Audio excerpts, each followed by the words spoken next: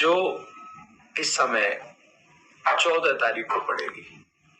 14 तारीख को जो एकादशी पड़ने वाली है उसे हम पाप उल्सा एकादशी कहते हैं और इस एकादशी का बहुत बड़ा फल है, बहुत बड़ा फल है। श्री कृष्ण कहते हैं, हे कुंती नंदन, अश्विनी मास के शुक्ल पक्ष की एकादशी का नाम पापुसा एकादशी है। इसका व्रत करने से सभी पाप नष्ट हो जाते हैं और यह व्रत करने वाला अक्षय पुण्य को प्राप्त करता है। अश्विनी शुक्ल एकादशी के दिन इच्छित फल की प्राप्ति होती है। भगवान विष्णु का पूजन करना चाहिए। पूजन के द्वारा मनुष्य को स्वर्ग लोक की प्राप्ति होती है।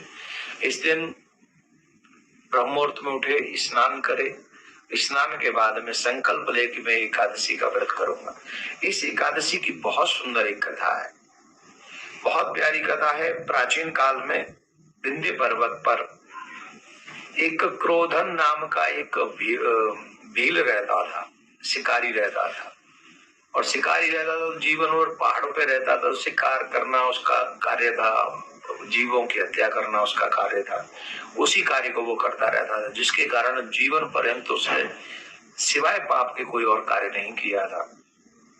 उसके बाद एक दिन अचानक से उसे लगा जैसे यमदूत आए हैं और वो कह रहे हैं कि कल तेरी मृत्यु है, तूने जीवन भर बहुत पाप किए हैं, अब हम तुझे ले जाएंगे अपने साथ में। फिर तेरा क्या होगा, तुझे तेरे कर्मों का फल भोगना पड़ेगा।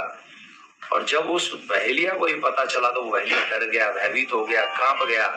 उसी पर्वत पर अंगिरा ऋषि रहते थे, दौड़ कर गया, उनके चरणों में गिर गया और कहा, जीवन पर्यंत मैंने बहुत पाप किया है, इतना पाप किया है कि उससे मेरी मुक्ति नहीं होगी, अब आप ही कोई मार्ग बताइए।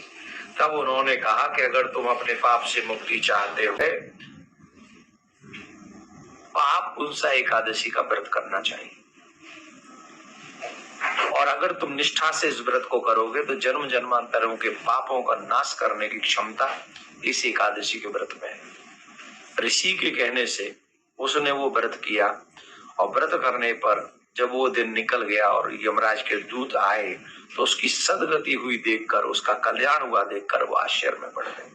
उनको लगा ये कैसे संभव है, पर जान गए कि इसने पापुल्सा एकादशी का व्रत किया है। तो आप सबसे हमारा निवेदन है, 14 अक्टूबर को पापुल्सा एकादशी का व्रत आप करेंगे।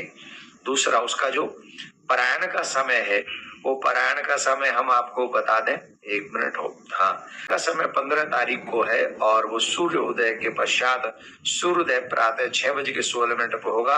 तो 6:18 से 8:55 तक आप जो है पारायण कर सकते हैं। लेकिन याद रखें, ब्रह्ममुहूर्त में उठे, फिर स्नान करें, संकल्प करें, फिर सत्य बोले, क्रोध न करें, ब्रह्मचर्य का पालन करें, ज्यादा पूजन अपने इष्ट, चाहे भगवान श्री कृष्ण का, राम का, नारायण का करें और उसका जितना भी हो सके ज्यादा माला करें और अपने पापों के नाश की प्रार्थना परमात्मा से करें।